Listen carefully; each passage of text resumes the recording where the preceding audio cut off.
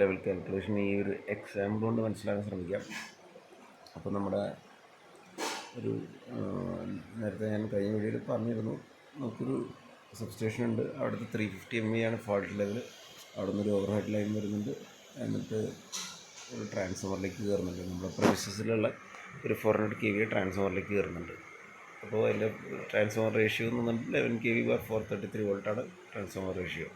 അപ്പോൾ F1 എന്ന് എഴുതിയിരിക്കുന്ന അവിടുത്തെ ഫാൾട്ടാണ് നമ്മുടെ ഫസ്റ്റ് ടാസ്ക് കണ്ടുപിടിക്കേണ്ടത്. അപ്പോൾ അതിന് വേണ്ട ഡീറ്റെയിൽസ് നമ്മൾ ആദ്യം കളക്ട് ചെയ്യുക. അപ്പോൾ ഇവിടുത്തെ വോൾട്ടേജ് UNQ എന്താണെന്ന് പറഞ്ഞല്ലോ, ഈ ഇവിടുത്തെ വോൾട്ടേജാണ് 11,000 വോൾട്ട്. പിന്നെ ഷോർട്ട് സർക്യൂട്ട് പവർ ഇവിടെ 350 MVA പറഞ്ഞിട്ടുണ്ട്. പിന്നെ ഈ ഓവർ ഹെഡ് ലൈൻ എന്ന് പറഞ്ഞാൽ നിങ്ക് ആന്തർ എന്നൊക്കെ പറഞ്ഞ കുറച്ച് ലൈൻസ് ഉണ്ട്. അപ്പോൾ അത് നിങ്ക് എന്ന് പറഞ്ഞാൽ അതിൻ്റെ കണ്ടക്ടർ സൈസാണ്. നമ്മൾ കേബിൾ പറയില്ലേ, കേബിളിൻ്റെ കണ്ടക്ടർ സൈസാണത്. അതിന് 95 mm² ആണ്. അതിൻ്റെ ഡയമീറ്ററും തന്നിട്ട് 1.2 മീറ്റർ എന്ന് പറഞ്ഞു. പിന്നെ ട്രാൻസ്ഫോമറിൻ്റെ പവർ നമുക്കത് അറിയാം, 400 kVA അല്ലെങ്കിൽ 400 × 1000 VA. പിന്നെ ട്രാൻസ്ഫോമർ റേഷ്യോ 11,000/433. പിന്നെ ഹൈ വോൾട്ടേജ് സൈഡ് 11,000 വോൾട്ടാണ്. പെർസെൻറ്റേജ് ഇംപെഡൻസ് 5% ആണ്. പിന്നെ നമുക്ക് കുറച്ച് മാനുഫാക്ചറിൽ നിന്ന് ഡാറ്റ കളക്ട് ചെയ്യുമ്പോൾ ആ ട്രാൻസ്ഫോമറിൻ്റെ ലോസസ്, മറ്റേ കോൺസ്റ്റൻറ്റ് ലോസ് നേരത്തെ പറഞ്ഞില്ലേ, 4600 വാട്ട്സ്. ഇവിടെ full load copper loss of transformer in watts എന്ന് പറഞ്ഞിട്ടുണ്ട്. അപ്പോൾ അതും നമ്മൾ ഡാറ്റ കളക്ട് ചെയ്യണം. ഇനി അതേപോലെ തന്നെ കേബിളിൻ്റെ ഡാറ്റയും നമ്മൾ കളക്ട് ചെയ്യേണ്ട ആവശ്യമുണ്ട്. അപ്പോൾ കേബിളിൻ്റെ റെസിസ്റ്റൻസ്, റിയാക്റ്റൻസ് ഏതൊക്കെയാണെന്ന് മനസ്സിലാക്കണം. അപ്പോൾ തൽക്കാലം ഈ കേബിൾസ് അടുത്ത സെക്ഷൻസ് യൂസ് ചെയ്യാനുള്ളതാണ്. അപ്പോൾ അതിൻ്റെ വരുമ്പോൾ ഞാനത് വിശദമായിട്ട് പറയാം. ഇപ്പോൾ ജസ്റ്റ് മനസ്സിലാക്കി വയ്ക്കുക. നമുക്കിനിയും ഈ കേബിൾസൊക്കെ യൂസ് ചെയ്യുന്നുണ്ട് ട്രാൻസ്ഫോമറിൻ്റെ സെക്കൻഡറി സൈഡിൽ 300 mm 185. അപ്പോൾ അതിൻ്റെ റെസിസ്റ്റൻസ് റിയാക്റ്റൻസ് പെർ കിലോമീറ്ററാണ് എഴുതിയേക്കുന്നത്. ഇപ്പോൾ നമ്മൾ ഫാൾട്ട് 1 ആണല്ലോ കാൽക്കുലേറ്റ് ചെയ്യണം. അപ്പോൾ അത് length of over head line മാത്രം ഇപ്പോൾ തൽക്കാലം നോക്കിയാൽ മതി. 1 മീറ്ററാണോ 1 കിലോമീറ്ററാണോ ഓവർ ഹെഡ് ലൈൻ മിങ്കിൻ്റെ അവിടെ യൂസ് ചെയ്യുന്നത്. ഇനി ആ ഡയഗ്രാം നമ്മളൊന്ന് ഒരു ഇമ്പഡൻസ് ഡയഗ്രാം ആക്കി എഴുതുന്നു. ZQ ഇതാണ് സോഴ്സ്. അവിടെ നിന്നാണ് നമ്മുടെ സപ്ലൈ തുടങ്ങുന്നത്. ZL1 എന്ന് പറഞ്ഞു കഴിഞ്ഞാൽ നമ്മുടെ ഓവർ ഹെഡ് ലൈനിൻ്റെ ഇമ്പഡൻസ് ആയിട്ട് കാണിച്ചേക്കാണ്. F1 എന്ന് പറഞ്ഞാൽ ZT എന്ന് പറഞ്ഞാൽ ട്രാൻസ്ഫോമറിൻ്റെ ഇമ്പഡൻസും അതിൻ്റെ പ്രൈമറി സൈഡിൽ ഫാൾട്ട് ഉണ്ടാകുന്ന കേസാണ് പറയുന്നത്.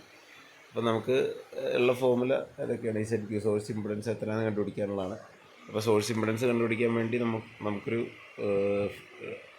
ഇക്വേഷൻ തന്നിട്ടുണ്ട്, C × UNQ²/SKQ. അപ്പോൾ ഇതിൽ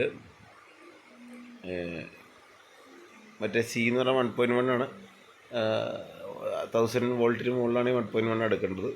പിന്നെ UNQ എന്ന് പറഞ്ഞു കഴിഞ്ഞാൽ അവിടുത്തെ voltage 11,000. SKQ volt level 350 MVA അല്ലെങ്കിൽ 350 × 10⁻⁶ VA. ഇപ്പോൾ ഇത് സോൾവ് ചെയ്യുമ്പോൾ 0.38 ohms എന്ന് പറഞ്ഞ് കിട്ടി. ഇനി സോഴ്സ് ഇമ്പഡൻസ് സോഴ്സ് റിയാക്റ്റൻസ് കണ്ടുപിടിക്കണം. അപ്പോൾ സോഴ്സ് റിയാക്റ്റൻസ് എന്ന് പറയുമ്പോൾ നമ്മൾ ഓൾറെഡി ആ ഫോമുല ഇവിടെ പറഞ്ഞിരുന്നു. RQ സോഴ്സ് റെസിസ്റ്റൻസും XQ സോഴ്സ് റിയാക്റ്റൻസും. അപ്പോൾ ആ ഒരു ഫോമുല അപ്ലൈ ചെയ്യാൻ പോകണം. അപ്പോൾ അത് അപ്ലൈ ചെയ്യുമ്പോഴത്തേക്ക് നമുക്ക് സോഴ്സ് റിയാക്റ്റൻസും സോഴ്സ് റെസിസ്റ്റൻസും അവിടെ കിട്ടുന്നു. പിന്നെ അതിനുശേഷം നമ്മൾ ലൈനിൻ്റെ L1 എന്ന് പറഞ്ഞാൽ മറ്റേ മിങ്ക് എന്ന് പറഞ്ഞ ലൈൻ ഉണ്ടല്ലോ, നമ്മുടെ ഓവർ ഹെഡ് ലൈൻ നമ്മൾ കമ്പി വലിച്ചേക്കണം 1 കിലോമീറ്റർ. അപ്പോൾ അതിൻ്റെ റെസിസ്റ്റൻസ് കണ്ടുപിടിക്കുകയാണ്. അപ്പോൾ അതിന് ρ × 1000/QN എന്ന് പറഞ്ഞു തന്നിട്ടുണ്ട്. ഇവിടെ ഫോമുല ഉണ്ടായിരുന്നു. റെസിസ്റ്റൻസ് ഓവർ ഹെഡ് ലൈൻ ഉണ്ടെങ്കിൽ ρ × 1000/QN എന്ന് പറഞ്ഞ് എഴുതിയിട്ടുണ്ട്. അതിൽ റോ ഏതാണ് യൂസ് ചെയ്യുന്നത് അതനുസരിച്ച് ഇതിൻ്റെ റോ പറഞ്ഞിട്ടുണ്ട്. QN കണ്ടക്ടറിൻ്റെ ക്രോസ് സെക്ഷൻ ആണെന്ന് നമ്മൾ പറഞ്ഞിട്ടുണ്ട്. അപ്പോൾ ഇതിൽ റോ അലുമിനിയമാണ് യൂസ് ചെയ്യുന്നത് എന്നുള്ള രീതിയിൽ നമ്മൾ അലുമിനിയം ആണല്ലോ കൂടുതലും യൂസ് ചെയ്യാറ് ഓവർ ഹെഡ് ലൈൻ. അപ്പോൾ 1/34 ആണ് റോ യൂസ് ചെയ്തേക്കുന്നത്. പിന്നെ 1000 അങ്ങനെ 1000 തന്നെ കിട്ടും. പിന്നെ QN എന്ന് പറഞ്ഞാൽ area of cross section of conductor 95 mm². അപ്പോൾ അതിൽ നിന്ന് നമുക്ക് 0.3096 ohms/km. ഇതെല്ലാം കിട്ടുന്ന ആൻസർ പെർ കിലോമീറ്റർ ആണ് കേട്ടോ. ഇനി നമ്മൾ ചെയ്യുന്നത് ആ ലൈനിൻ്റെ മൊത്തത്തിലുള്ള റെസിസ്റ്റൻസ് കണ്ടുപിടിക്കുക. അപ്പോൾ ഓരോ കിലോമീറ്ററിലും 0.3096 എന്ന് പറഞ്ഞാൽ അപ്പോൾ ഇത് ടോട്ടൽ എത്ര ലൈനിൻ്റെ ലെങ്ത്ത് എന്ന് നോക്കുക. ഇപ്പോൾ ഇതിൽ 1 കിലോമീറ്റർ ആണ്, ചിലപ്പോൾ നമുക്ക് അതിൽ കൂടുതൽ കിലോമീറ്റർ ഉണ്ടാവും. ബേസിക്കലി ആ ലൈനിൻ്റെ റെസിസ്റ്റൻസ് പെർ കിലോമീറ്റർ അടിച്ചിട്ട് അതിൻ്റെ ടോട്ടൽ കിലോമീറ്ററായിട്ട് മൾട്ടിപ്ലൈ ചെയ്താൽ ആ ലൈനിൻ്റെ ടോട്ടൽ റെസിസ്റ്റൻസ് എത്രയാണെന്ന് നമുക്ക് കിട്ടും.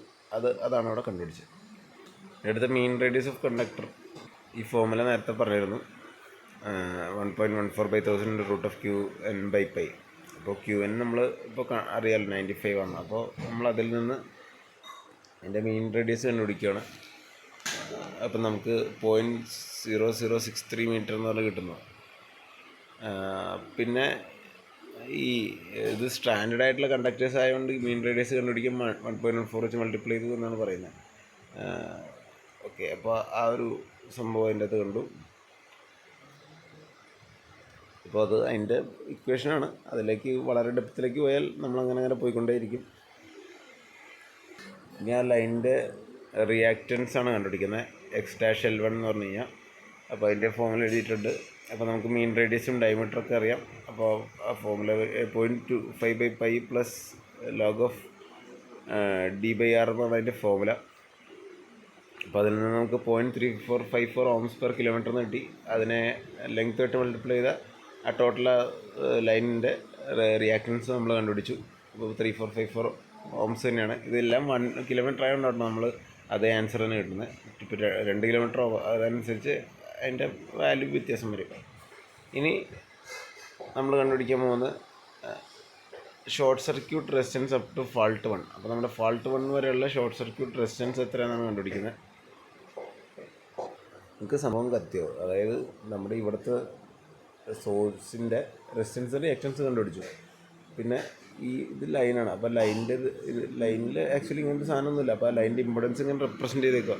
അപ്പോൾ അതിൻ്റെ റെസിസ്റ്റൻസ് റിയാക്റ്റൻസ് കണ്ടുപിടിച്ചു. എന്നിട്ട് നമുക്ക് ഇവിടം വരെയാണ് ഫോൾട്ട്. ഇവിടെ വരുമ്പോൾ ഒരു ഫോൾട്ട് ഉണ്ട്. അപ്പോൾ നമ്മൾ എന്ത് ചെയ്യുന്നു വെച്ച് കഴിഞ്ഞാൽ ഇതിൻ്റെ റെസിസ്റ്റൻസും പിന്നെ ഈ ലൈനിൻ്റെ റെസിസ്റ്റൻസും കൂടി ആഡ് ചെയ്താൽ അവിടുത്തെ ടോട്ടൽ റെസിസ്റ്റൻസ് കിട്ടും. ഇവിടുത്തെ ഈ സോഴ്സിൻ്റെ റിയാക്റ്റൻസും ഇവിടുത്തെ റിയാക്റ്റൻസും കൂടി, ഇവിടുത്തെ എന്ന് പറഞ്ഞാൽ ഇവിടം വരെയുള്ള ലൈൻ, ഈ ലൈനിനെ ജസ്റ്റ് ഒരു റെസിസ്റ്റൻസ് പോലെ ഇങ്ങനെ ഇമ്പിഡൻസ് ഒക്കെ പ്രൊസീഡ് ചെയ്യുന്നുള്ളൂ. അപ്പോൾ അതും കൂടി നമ്മൾ ആഡ് ചെയ്യുന്നു. അതാണ് ഇത് ഈ കാണിച്ചേക്കുന്നത് ഉണ്ടോ. അതിൻ്റെ അകത്ത് short circuit resistance up to fault എന്ന് പറയുമ്പോൾ RQ എന്ന് പറഞ്ഞാൽ സോഴ്സിൻ്റെ ആ 350 mA റെസിസ്റ്റൻസ് നമ്മൾ നേരത്തെ കണ്ടുപിടിച്ചു. ഇതിൻ്റെ ലൈനിൻ്റെ റെസിസ്റ്റൻസ് കണ്ടുപിടിച്ചു. അത് ആഡ് ചെയ്യുന്നു പെർ കിലോമീറ്ററിൻ്റെ. ഇപ്പോൾ ഇതിൽ കിലോമീറ്ററാണ്, 1 കിലോമീറ്ററിനാണ്. അതേപോലെ സോഴ്സിൻ്റെ റിയാക്റ്റൻസും പിന്നെ ആ ലൈനിൻ്റെ റിയാക്റ്റൻസും കൂടി ആഡ് ചെയ്യുന്നു. അപ്പോൾ ഒരു ഇത്ര ഓംസ് എന്ന് പറഞ്ഞ് കിട്ടി. ഇനി നമ്മൾ അവിടുത്തെ ഇമ്പിഡൻസ് കാൽക്കുലേറ്റ് ചെയ്യുന്നത്, റെസിസ്റ്റൻസ് റിയാക്റ്റൻസും കിട്ടിക്കഴിഞ്ഞാൽ നമുക്ക് ഇമ്പിഡൻസ് കാൽക്കുലേറ്റ് ചെയ്യാമല്ലോ. √(r² + x² എന്ന് പറഞ്ഞാൽ അതാണ് ഇവിടെ ചെയ്തേക്കുന്നത്. കണ്ടോ, √(r² + x² എന്ന് ചെയ്യുമ്പോഴത്തേക്കും അപ്പോൾ K1 എന്ന് എഴുതിയാൽ ഫോൾട്ടിൻ്റെ ഇതാണ് കാണിക്കാൻ വേണ്ടി. അപ്പോൾ നമുക്ക് 0.8086 ohms എന്ന് പറഞ്ഞ് കിട്ടി. അപ്പോൾ അതാണ് റെസിസ്റ്റൻസ് റിയാക്റ്റൻസും കിട്ടി. ഇനി നമ്മൾ കണ്ടുപിടിക്കേണ്ടത് അവിടുത്തെ ഫോൾട്ട് കറണ്ട് എത്ര ആംബിയർ ആണെന്നാണ് കണ്ടുപിടിക്കേണ്ടത്. അപ്പോൾ 2 ഫോമുല ഉണ്ട്. ഇനിഷ്യൽ സിമെട്രിക്കൽ ഷോർട്ട് സർക്യൂട്ട് കറണ്ടും പീക്ക് സിമെട്രിക്കൽ ഷോർട്ട് സർക്യൂട്ട് കറണ്ടും ഉണ്ട്. അപ്പോൾ ഇനിഷ്യൽ ഇതിൻ്റെ ഫോമുല എന്ന് പറഞ്ഞു കഴിഞ്ഞാൽ C/UN/√3 × ZK1 എന്നാണ്. അപ്പോൾ അതിൽ C എന്ന് പറഞ്ഞാൽ 1.1 ആണ്, 1000 വോൾട്ടിന് ഉള്ളതിന്. പിന്നെ UN എന്ന് അറിയാലോ 11000 വോൾട്ടാണ്. പിന്നെ ഈ ZK1 ഇപ്പോൾ നമ്മൾ കണ്ടുപിടിച്ചു അവിടുത്തെ. അപ്പോൾ അങ്ങനെ കാൽക്കുലേറ്റ് ചെയ്യുമ്പോൾ 8.704 കിലോ ആംബിയർ എന്ന് പറഞ്ഞാൽ നമുക്ക് കിട്ടി. ഇനി നമ്മൾ ഒരു സാധനം കൂടി കണ്ടുപിടിക്കാനുണ്ട്, peak short circuit current at fault കണ്ടുപിടിക്കാനുണ്ട്. അപ്പോൾ അതിൻ്റെ ഫോമുല എന്ന് പറഞ്ഞു കഴിഞ്ഞാൽ C1 × IKF1 എന്നാണ്. ഇപ്പോൾ നേരത്തെ കണ്ടുപിടിച്ച വാല്യൂ ഒരു C1 × √2 കൂടി കണ്ടുപിടിക്കുന്നുണ്ട്. അപ്പോൾ ഈ C1 കണ്ടുപിടിക്കാൻ വേണ്ടി നമുക്ക് ഇവിടെ ഒരു ഫോമുല ഉണ്ട്. 1.02 × C1 ആണ് 1.02 + 0.98 × e⁻³ RK1/XK1 എന്നുള്ള ഫോമുല വെച്ചാണ് നമ്മൾ ആ C1 കണ്ടുപിടിക്കുന്നത്. അപ്പോൾ 2 ഫാൾട്ട് കറണ്ട് ഉണ്ടെന്ന് മനസ്സിലാക്കുക. എന്നിട്ട് അതിൻ്റെ 2 ഫോമുലയും നമ്മൾ മനസ്സിലാക്കി വെക്കുക. ആക്ച്വലി ഇത് ബ്രേക്ക് ഡൗൺ ചെയ്ത് പഠിച്ചാൽ വളരെ എളുപ്പമാണ്. ഓക്കെ, അപ്പോൾ നിങ്ങൾക്ക് ആ ഒരു ബേസാണ് ഇതിൽ മെയിനായിട്ട് കിട്ടേണ്ടത്. അതിൻ്റെ ഫോമുല ഇത്തിരി കൺഫ്യൂസിങ് ആണ്, അതില്ലാന്ന് ഞാൻ പറയുന്നില്ല. പക്ഷേ നമുക്കത് പഠിക്കാവുന്നുള്ളൂ. അപ്പോൾ അതായത് സിമ്പിളി പറഞ്ഞു കഴിഞ്ഞാൽ ഇവിടെയാണ് 350 MVA ഒരു സാധനം ഉള്ളത്. അതിനൊരു റെസിസ്റ്റൻസ് പോലെ വരയ്ക്കുക. അപ്പോൾ അതിൽ റെസിസ്റ്റൻസ് റിയാക്റ്റൻസ് ഉണ്ട്. പിന്നെ ഇവിടെ ഒരു ട്രാൻസ്ഫോമർ അല്ല. അപ്പോൾ അതിനുള്ള ലൈനിൽ പ്രത്യേകിച്ച് നമുക്ക് ഒന്നും സാരമില്ല. പക്ഷേ നമ്മൾ റെസിസ്റ്റൻസും റിയാക്റ്റൻസായിട്ട് ഇങ്ങനെ ഒരു ബ്ലോക്കായിട്ട് വരയ്ക്കണം. എന്നിട്ട് അവിടെ റെസിസ്റ്റൻസ് റിയാക്റ്റൻസും കണ്ടുപിടിക്കണം. എന്നിട്ട് ഈ ഫാൾട്ട് വരെ ഉള്ള ഇതിൻ്റെ ഫാൾട്ട് വരെ നോക്കുമ്പോഴുള്ള ഈ ലൈനിൻ്റെ റെസിസ്റ്റൻസ് ആഡ് ചെയ്യുന്നു, ഇതിൻ്റെ റെസിസ്റ്റൻസ് ആഡ് ചെയ്യുന്നു. ഈ ഫാൾട്ട് വരെയുള്ള ഇതിൻ്റെ റിയാക്റ്റൻസ് ആഡ് ചെയ്യുന്നു, ഇതിൻ്റെ റിയാക്റ്റൻസ് ആഡ് ചെയ്യുന്നു. അപ്പോൾ റെസിസ്റ്റൻസും റിയാക്റ്റൻസും കിട്ടിയാൽ ഇവിടം വരെയുള്ള ഇമ്പഡൻസ് കിട്ടും. അപ്പോൾ അങ്ങനെയാണ് ഇതിൻ്റെ ഒരു പോക്ക്. അപ്പോൾ അങ്ങനെയാണ് ഇതിവിടെ കണ്ടുപിടിച്ചത്. K1 എന്ന് പറഞ്ഞ ഒരു ഇമ്പഡൻസ് നമുക്ക് കണ്ടുപിടിക്കാൻ പറ്റി. അങ്ങനെ ഒരു ഇമ്പഡൻസ് കണ്ടുപിടിക്കണം. അപ്പോൾ ആ ഇമ്പഡൻസിനെ കറണ്ടായിട്ട് കൺവേർട്ട് ചെയ്യാൻ ഉള്ള ഫോമുല, ഏറ്റവും ലാസ്റ്റ് ഫോമുല ഇത് ഓർത്ത് വയ്ക്കണം. C/UN/√3Kയും ZKയും പിന്നെ C1 × √2 IKF1 എന്ന് പറഞ്ഞാൽ കണ്ടുപിടിച്ചു. ഇനി നമ്മൾ ഈ രണ്ട് കറണ്ട് എന്താണെന്ന് വെച്ചാൽ, കറണ്ട് കണ്ടുപിടിക്കാൻ ഫസ്റ്റ് കണ്ടുപിടിക്കില്ലേ, initial symmetrical short circuit current എന്ന് പറഞ്ഞാൽ കണ്ടുപിടിക്കുന്നത് cable size, breaking capacity of circuit breaker, earthing ഡിസൈനൊക്കെയാണ് നമ്മൾ യൂസ് ചെയ്യുന്നത്.